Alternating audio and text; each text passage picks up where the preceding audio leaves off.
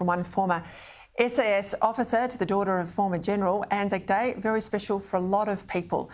Hundreds of years after the fact, in modern Australia, many families each have a connection to the armed services in some capacity for another. For me, a grandpa who was wounded in New Guinea in the Second World War, and a great-grandfather who served in the Great War, the First World War, alongside 5 of his brothers, all overseas at the same time, another family too, immediate family in the military. Like so many Australians, I think our support for the military runs deep. Joining me now, she does every Monday, is the wonderful Erin Molan with Word on the Street.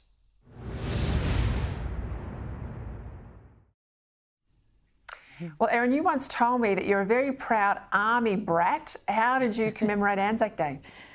I am indeed, Peter, and I think for me and for my family as well, today is the most important day on the calendar. I look at the kind of attributes that I deem to be the most important in a human being, and the willingness to serve your nation, and not only serve your nation, but the willingness to pay the ultimate sacrifice if you must, is just incredible. And I'm lucky enough to have an amazing father who served for over 40 years, just like you, grandparents as well, who were both all in World War II. So it's an incredible day. It's incredibly special and important. And I took my little girl Eliza, who's 3.5, to Canberra yesterday, and we went to the Queanbeyan and Dawn service this morning and actually surprised Mum and Dad, because I wanted her, Eliza, to see her granddad march and start to understand, not in a lot of detail of course, but start to understand what Anzac Day actually is and why it's so important to commemorate. So why do you think after 107 years, people said, you know, once we get to the centenary things might fall away, they haven't. Why do you think it means so much to Australians? Oh, it's incredible, isn't it? And even this morning, it's so sad, because the reality of life is that the numbers of those who march will dwindle, particularly from World War II.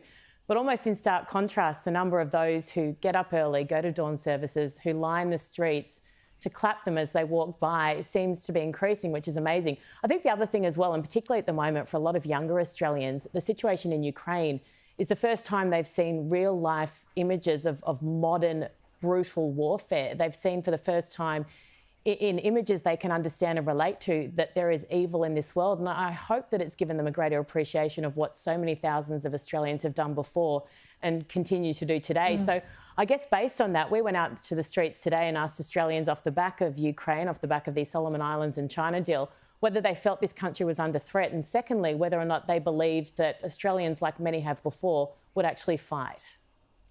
There's always security threats. Stuff in the Solomon Islands recently is something to be aware of.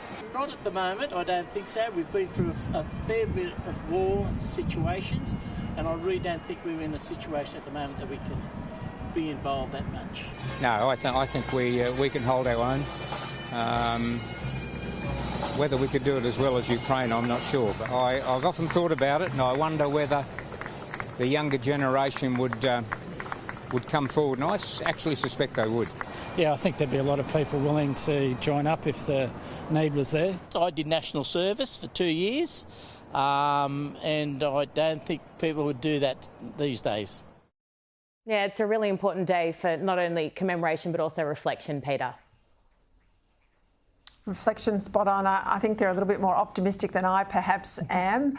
I would have liked to get some young people telling us whether that actually, stand and fight, but we'll see. Erin, thank you as always.